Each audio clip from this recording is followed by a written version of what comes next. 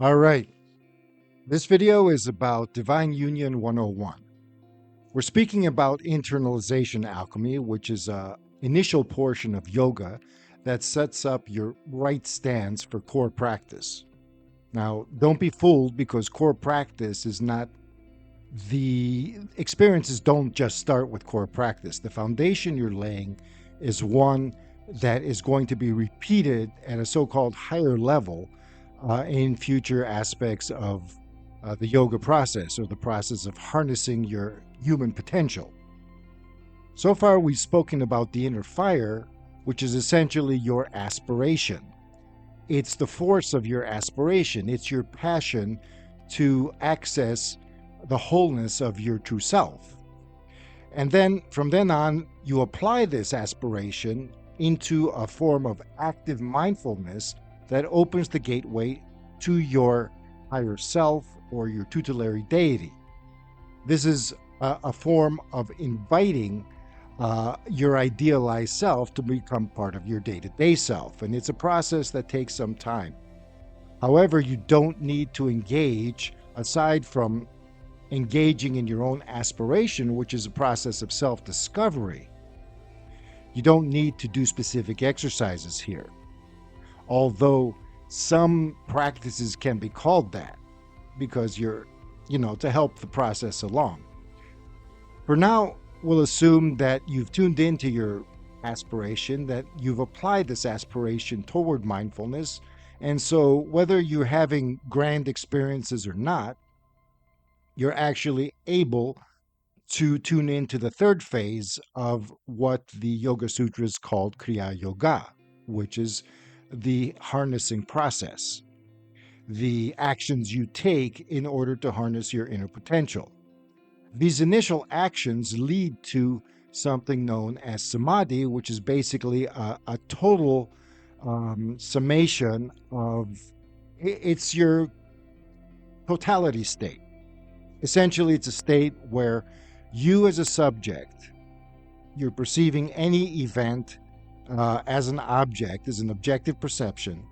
And this event is objectified because between your subject and your object, you and the world, for example, there is action. And when all of these things combine into a single dynamic, it's not that they all become one, but continuity forms. So the pattern, it's almost like a vibrating string. So you're looking at one end of a string and you think, okay, that's what's causing it. And then you look at the other end of the string where the string is attached to a wall per se, for example. And the wave that you form as you move your hand up and down returns to you, and it generates what's called a standing wave. The action is the wave moving back and forth. You're the hand that's moving the string, and the wall is the object that returns the vibration back to you. All of these things form a single system. And we are conditioned to view the separation as a factor, as if it's real. But in actuality, there is no separation. So this is a different form of awareness that we can tune into. And it takes time. And even when we do tune into it, we go right back to our default state. So it takes time to make it permanent. Now, personally, I don't know if we really want to make it permanent, but that's not an issue. It's actually, you need a lot of dedication for that. But eventually you will acclimate to the state. It will become natural to you. And then you can worry about the permanence factor. Now, what happens here is that the state, the third phase, is called surrender or receptivity to Ishvara. And Ishvara is not God. Ishvara isn't God per se as we might conceive of it. It's a state of pure consciousness that is very similar, if not identical in quality, to what some mystics call Christ consciousness. It's the internal divine. It's the pure consciousness that transcends individuality, but it's also the very foundation of individuality. Once you remove the false ego or the program that tells you you are this, and that's mostly represented by the first personal pronoun or our relationship to the first personal pronoun, which is usually a relationship of attachment. We feel offended when our individuality is seemingly threatened or when our ego is threatened. However, when Ishvara, or the pure state, becomes the foundation, then we don't need to feel threatened. Or what we do need is to understand that if something is antagonistic to our true individuality, we can make decisions based on, I wouldn't say rational, but more mature factors. That's just the very base state of it. That's the way you can most easily understand it when you haven't tuned into it. In truth, this receptivity is actually a state of devotional mind, where you're not devoted or devotional or worshiping because you're told to be worshiping, or because this is going to give you something, or because there's a threat if you don't worship. This isn't a state of groveling or subjugation, or even submission, as it were. The only thing that submits is your conditioning, it's your programming. And your programming needs to take a back seat, even though it can be useful in some things, because the truth is the truth of who you are and what you are. And this isn't a truth that somebody tells you, me or anybody else. This is the truth that comes into practice. So while the higher self, tuned to aspirational mindfulness, which is an active form of being open, as your higher ideal clicks into your identity and your mind clicks into being able to function according to your higher ideal, and your passion becomes a normalized force or a natural force, then you can slowly turn to a form of receptivity which is devotional, because it deserves the devotion. It deserves it because it is the foundation of who you are. You are not aggrandizing or glorifying your ego self. You're glorifying what deserves to be glorified, a pure state from which you yourself spring internally.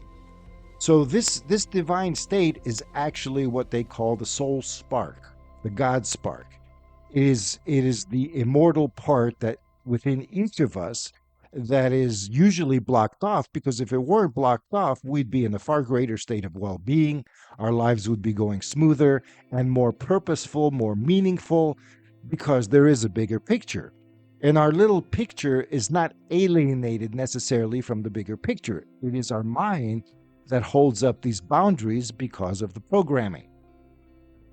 So Ishvara is essentially what we might call primordial consciousness. And this devotional state that I speak of, as opposed to a passionate, idealistic mindfulness, is a state of nonverbal, intuitive awareness, where essentially you are opening to the truth of this. And you're opening to the truth of this by affirming that there is a truth to it. That's where it comes in, because your affirmation means you recognize it. And so if it comes to you and knocks on your door, so to speak, you won't be thinking it's a hallucination or some kind of frivolous idealizing or some kind of other self-deception. It is very, very real. And the thing is, the Yoga Sutras in the first chapter, whereas all of these methods here are in the second chapter, it speaks about Ishvara in a lot of ways. So let me quote from the Yoga Sutras according to my own translation here, the aphorisms that describe all of this stuff. And it says first, the genuine existential experience is that of unity with non-corporeal nature. So beyond the material frame, you enter into a state where boundaries fall off. And when I say unity, I don't mean you mesh with it and you become one as a single thing. It's a state of continuity. You don't lose your separateness, your definition, in other words. What you lose is your alienation, which is something that needs to be dropped. Now, for some people, just recalling the energy and vitality of their conviction, their passion, their inner flame, that's a precursor or a forerunner of this primordial knowing that is known as samadhi. It comes first to the extremely persistent, or it manifests out of received embodiment of this core authority. So connecting to this Ishvara dynamic will actually save you a lot of effort and a lot of persistence. It's not like, because without it, it's like working out, and almost working out in a way that doesn't seem to pay dividends. The process is very slow, it's tedious, and you need to be persistent in an active way. You're going to constantly fall off the wagon, you're going to try to get back on, etc., etc. It's when you try to meditate and you can't, or it's really hard, or you know that you just have to go at a snail's pace. Now, this is a distinguished or sacred consciousness. It's special. It's immune to being tarnished. And so conditioning doesn't affect it. It's beyond it. So there's a dormant underlying delight and well-being that is the main characteristic of the state of consciousness. All is okay no matter what. But it may not be okay with your surface awareness, with your surface experience, with events. But as far as the in itself situation of who you are, you're okay. It doesn't matter what your appearance is or what your qualifications are. If you're tuned into this, then all of those things are not part of your identity. Another way of saying this is that this consciousness is not restricted by time. It's immune to karma, in other words. You can say, I'm a bad person, I did this or that. But the very fact that this exists for you, even as a principle or a possibility, it can intervene, and eventually you'll understand what forgiveness is. We've misunderstood so many things about what religion tells us, what spirituality tells us. So there's no preconditioning here. And because there's no preconditioning, when you tune into this consciousness, the programming has no say. It's overridden because this trumps it. The state of well-being is far more real, far more grounded, far more centered, and far more authoritative. So any decision you make when this is there is a true one. This is the foundation of your true will. Even though it isn't part of your individuality per se, everybody has Ishvara. Everybody has this centered awareness core, the soul core. Now, the soul core becomes individualized as it moves into experience. But at the very center of it, and if you want to have God consciousness or connect to the divine, and this is why I call this Divine Union 101, you start from the internal divine. You start from the soul center. And people assume everybody has a soul or is a soul. And yes, this dynamic is at the center of every human being, but unless it connects with your manifest experience, unless it becomes part of your life in some way, well, you don't carry it with you. It goes off on its own. And what comes back as the center doesn't necessarily have to be the same center. It is for everybody. So if I say it's not necessarily the same center for everybody, or it's not the same center, or if I say that we all have our own soul center, it's the same thing. That's one of the paradoxes of esoteric understanding. Now, in terms of practice, the syllable Om that we find so prevalent in Indian traditions is the representation of Ishvara. And Ishvara is the personification of this pranava, the primordial vibration Om, which is, if you were going to hum consciousness itself, that would be the tone or the sound it would make.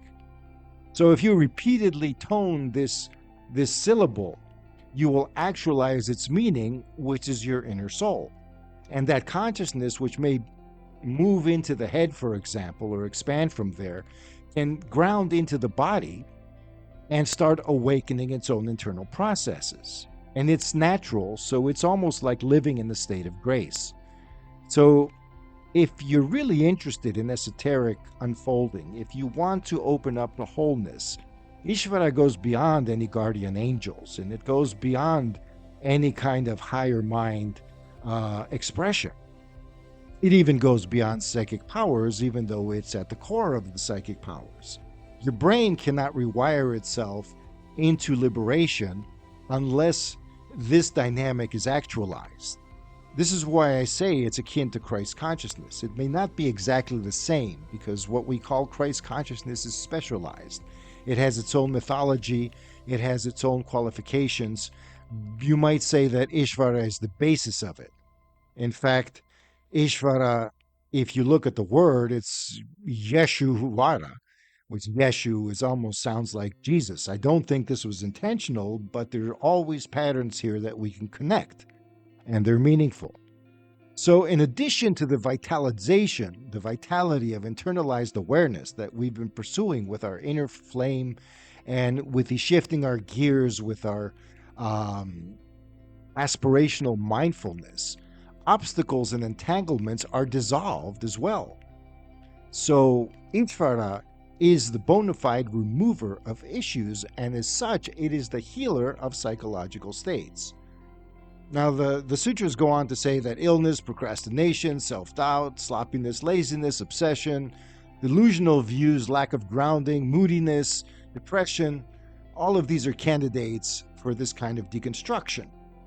You're actually healing your psychology and integrating your personality with its true center. The reason that we have so many problems, trauma aside and all of these causalities, the reason that we cannot recover from our problems readily is because we are disconnected from this. And people sometimes find religion because it offers them a promise of Christ consciousness if they obey this, if they obey that.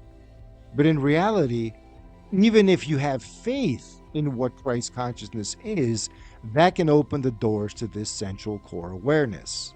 And as Jesus said, you cannot go into higher consciousness, into the transcendent divine state, into that kind of awareness, unless you go through the core soul state first, which is Christ consciousness or Ishvara. Now, the mental malaise of suffering spreading to organs and limbs, the body not mind afflictions, everything, even if your breathing is irregular, if you're anxious, even if you have psychosomatic illnesses or just even somatic illnesses, all of these are symptoms of confusion and entanglement because this basis is lacking. So this singular principle application of opening to Ishvara realizes the goal of remediating all these effects. It's basically something that's in our best interest to do. And we don't have to practice meditation in the strictest sense to do it.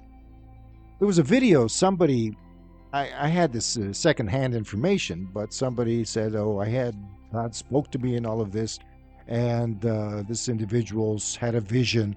And the gist of it is basically there's two ways, according to him, that people today can connect with the divine in the easiest manner. One of them, he said, was fasting. And yes, that clears you out and open up certain pathways. The other one is prayer. And prayer is a form of devotion. Pure prayer does not ask for things. Pure prayer, it just wants the connection. That's what devotion is, because this state of being is love incarnate. But it's an unconditional love. It's a love that doesn't love you because of this or that or because you're obedient. It loves, it doesn't love you per se even, although you're in it. So you're not special. It's what's special. And you become special by tuning into it. Then you become special. Your specialness shines, so to speak. Maybe you're special in a dormant manner. So telling everybody as they are that they're special, well, if you're disconnected, you're essentially dead. And if you're alienated and it's there, but you're not connected, then you're malnourished on a very, very deep level. So this is the awareness field or your consciousness grace state. And it can be the result of cultivating arenas of experience that are effortless or challenging, favorable or unfavorable. You can have a hard time, you can have an easy time, but it can also rise out of your loving kindness, your compassion, and your delight in the well-being of others, because in that case, you decentralize from your ego. That doesn't mean you see, when you're interested in the well-being of others, you're included. You can't be interested in the well-being of others without being interested in your own well-being. You don't sacrifice yourself for your esoteric, your mystical experience. You don't sacrifice your health to gain health. That's insane. So this is like an anointing of the one abiding in this kind of state. And it's called mastery because Ishvara is translated as the inner master or the inner authority. This is where your choices, your true choices, the ones that are most aligned with who you are, where they come from. It's not dictating terms or calling the shots. This is giving you the very premise to be able to make choices. So when you abide in this state, it leads eventually to samadhi, and the process of yoga is a refining of that. And in that state, the one who grasps precious stone, as the sutras say, the act of grasping that stone and the stone itself are experienced as if out of a transparency from all of your conditioned patterns being dissolved. So it's a state where your perception becomes transparent. And you don't know right now that it's going to become transparent because you don't know it's clouded even. You think the state you're living in, you're looking at a wall in front of your face, you think that's the horizon. That's how different this is. So the coalescence of this state, however, still involves objectifying mind processes that operate by means of conceptions and knowledge whose meanings are word-based. In other words, when you listen to people telling you techniques, like yours truly, exercises, things like that, these are mechanical means, whereas this kind of connection is actually organic. It's far more organic even than arousing the inner flame and applying the inner flame toward aspirational awareness that opens you up to your higher mind. Once your higher mind opens up, even before it does, there's something that wants more. This isn't enough. I thought it was going to give me more than this, that I was going to be saved. No, salvation comes with the core soul because the core soul is the source of your immortality. When alchemy says that it bestows immortality, it doesn't necessarily mean physical immortality. That may be an evolutionary outcome down the line because there's a lot to deal with in the meantime. But it connects you to the essence of what does not die in you. And this essence that doesn't die becomes you then. It opens up and you don't give yourself to it. You don't become it. It becomes you. But you don't lose yourself when that happens. You don't turn into another person. It's fulfilling. This is meant to happen. You're not just a glove waiting for a hand to move into it and operate it. You are far more than that. You are essentially an organic context of experience that without that needs an ego to drive it. And that's all a perception because your consciousness is still there. It's just not aware of what it is. And so the true state of this soul spark that gets you beyond all the bullshit, not just in life, but in idealism, in thought, in experience, in theory and practice, in everything that you are and can be, it becomes real for you. Not in a day, but far sooner than you might think. So in relation to the all-around cleansing of your memory, the transparency that you attain is devoid of uncertainty, it's devoid of deliberation and having to prove things, and it's a radiance where its entire meaning can be likened to you becoming naked, meaning that the artificial garments of your programming are released and becoming naked is actually natural. This is reminiscent again of the biblical story of the Garden of Eden, where human beings realized they were naked and it was a bad thing. Well, they kind of lost their soul spark. Something was gone from them and they needed to go and incarnate on earth, so to speak, in materiality as biological instead of energetic or spiritual organisms in order to gain the experience, recover that original state, and link it back. And we see in the biblical account that once humans realize that, oh, there's such a thing that I can actually lose this state, it's not guaranteed like I thought, then their way back to the so-called tree of life, which is the state itself from that awareness, was blocked. And whatever the case, whether it was blocked because the biblical account is satanic, as the Gnostics say, or it's actually because of whatever, because we fell into sin and this and that. Yes, we fell into sin, and sin means disconnection. We became aware of the possibility of disconnection. But in order to create your individuality as a stable thing in experience, you need to form the shadow, and the shadow is based on experiencing disconnection, which is sin.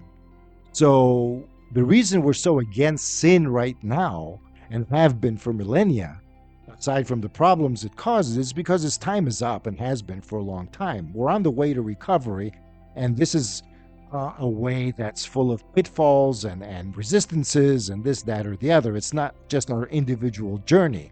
There's a collective journey going on. And beyond that, there's a cosmic journey, and there are influences here. So it's not just about us doing a practice that has guaranteed results. There are resistances, there are inertias, there are intelligences, you might say, that don't want us to have this because it's not in their interest, but since they are essentially insane beings, that interest is not even real.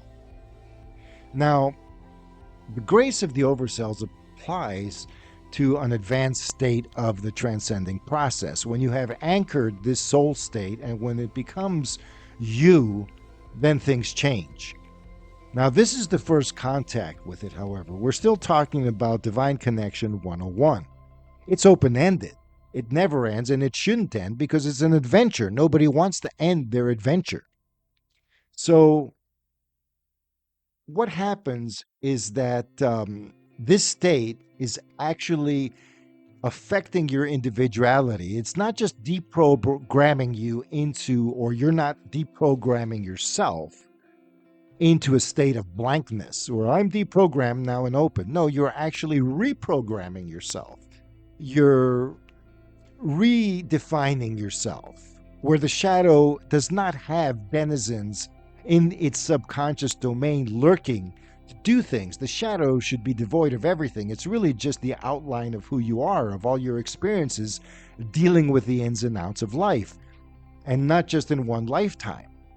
Whether there are several lifetimes for individual or not, every individual somehow is born through a state where patterns pre-exist, or else they wouldn't be able to function. So we don't come and start from scratch. We have our parents' dynamics, we have society's dynamics, we have our own predispositions genetically that open us up to all of these other influences on our own terms, specifically for us, good, bad, ugly, whatever. So when you open up to Ishvara, it takes over, or you reach a point where you can actually take charge of your life in a different way. Many people of faith experience this. Now, in my opinion, faith takes you to a certain point. And if you're constantly surrendering to something and not integrating with it and becoming it so it becomes you, then your faith just goes around in circles. You're constantly asked to perform better because you're a sinner, because you're never good enough. There's never really any progress. And then you engage in methods in order to find the truth or condition yourself or train yourself, and all that is well and good, but it misses the point. And the point is that our own wholeness, our own journey into wholeness is an organic thing. And so it's very simple. There's no techniques here. Even though I had a video that talked about simple exercises for internalization alchemy, this exercise is one simple thing, and it isn't pure mindfulness. It isn't passive mindfulness. This is actually tuning into what this ideal is. Now, can you do this without religion? Yes, you can, and I would personally. However, the spirituality behind religion comes from somewhere. It comes from true inspiration, no matter how distorted it's become, no matter how scripturalized or conceptualized or manipulated it has become. At the very core root of it, you have a genuine revelation. And the genuine revelation of Ishvara is that the divine is within us. It's not just the kingdom of God is within you, because the word for kingdom is also in Hebrew is also the word for divine power, divine authority. The divine authority is within you. It's not out there. You don't pray to the transcendent. People are afraid to look within because they believe that it's their ego they're praying to or devoted to by default. And it's not by default. It's by habit.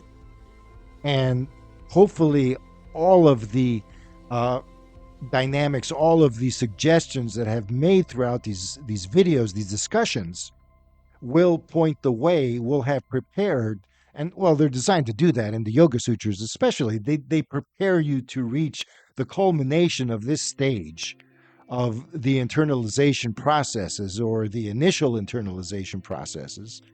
Dynamics, as I like to call them, processes a little too mechanical. Again, it's a mechanical concept a little bit. But this is the concept of life. This is the dynamic of life itself beyond just the biological. This is life expanded to the cosmological, to the energetic, to the transcendent, to the principle of what your subject consciousness is. So Ishvara is the subject. It's the true subject. It's the center.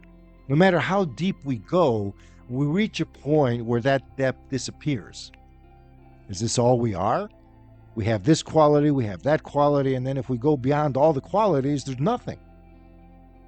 Unless we have that spark and discover that spark at that deeper level, and then that spark turns first into a flame, and then it turns into a blazing fireball, and then it turns into a sun, and then it turns into a galaxy, and then it fills us. And it may fill us for a time, and we feel an ecstasy, or however it affects us, and it may change our lives, but the reason it changes our lives is so we can continue to engage with it, because it is the source of our true nourishment, our existential nourishment, I would like to call it, beyond physical nourishment. And if you're wondering, well, how's this going to help me live my life?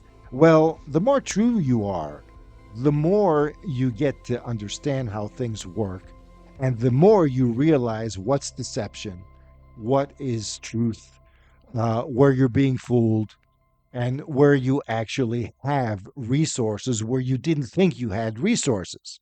And they're not just the resources of a psychic nature, even though the sutras go into that. And I will, after I go through all of the 8 stages, which we're going to go in a little faster pace here, because this initial part is supposed to speak to those who are either just beginning or trying to get a handle on their meditations, or people who say, well, I meditate, it helps a little bit, but you're not connecting to the essence here. That's why before you meditate, take a few steps back and see where your foundations are. And this is important because as we move beyond these niyamas or internalization dynamics, we enter the third aspect of harnessing. And that third aspect is known as the stance. It's called asana. And the stance is usually translated as a physical stance. Hatha yoga is built on this. People do stretches and do all these physical calisthenics, and they meditate while they're doing this. And that's a good thing because it helps get the energies moving. In fact, what it does is it connects your sensate awareness, the awareness you have of your muscle stretching, with your higher consciousness. So your body sense becomes divinized in a sense. Now, the stance, however, in my honest opinion, how I've understood this, and from what I read from other people, it's also this, but it's usually considered secondary. I consider it primary. The stance is an accumulation of everything that's gone before. It's the moral principles, it's the internalization dynamics, all the way up to recognizing that there is a soul spark beyond just an intellectual thing. This needs to become a reality, and you don't need to fake it till you make it. Because if you truly fake it, you will never make it, in my honest opinion and in my experience. I've tried faking it, and it's never worked for me. What you do is you aspire. You may not have something, and you aspire to having it. That doesn't mean you're faking having it. Aspiring means you need to live the reality and embody the reality of having this thing. That's how manifestation works. And you may have heard this from others. So, in the next video, we will talk about the stance itself as a summation of everything that's gone on before, but also as its own thing. Because once you get the stance, once you get at least a little bit of the stance, then you can move on to true energy work. Because just doing energy works becomes a mechanical process when you don't have the right mindset. Stance is attitude. And attitude is beyond just an intellectual thing. And it's not a fake thing. It's also not complete conversion either. It's a faith built on experience. It doesn't have to be proven to everything and every doubting voice inside of you. It just needs to be established as a reality among all the other realities. But because it's the true reality, and I distinguish between truth and reality, truth is always a reality when it's actualized, but it might not be actualized, so you might be living lies, but the truth still exists. Reality is what you experience, what you consider tangible, you might say. Whether it's tangible for you, if it's not tangible for you, it's tangible for somebody else, so it's their reality. That's why there are many realities and only one truth. And the one truth is always unfathomable, because then it would have limits, and then what's beyond it? Nothing. Or what? An inconceivable? Even if it was an inconceivable, it would be truth, because it would be. Even if nothing is there, that's still a truth. That's the state of thing. So truth is, by definition, unfathomable. But because it's unfathomable, so is your potential. Because any subset of infinity can also be infinite. You can have infinite infinities within infinity. That's a mathematical fact. So I'd like to stop this video here. Thank you for listening. Please look at the previous videos and subscribe if you want to do so, because there's a lot of information to unpack. This isn't a quick fix. And I'm back now, and I keep saying I'm going to be regular with this, but I have my own revelations to process as well, my own internalizations. And being a product of 40 years of practice, these internalizations have to do with things that I will talk about in the future. But for now, let's just stick to the basics. And because this is for people who want to reevaluate the basics, maybe, who are interested in the basics, but it's also for those who are just beginning with them. But you need a little patience, and patience is a quality that makes us stronger. True patience, I mean.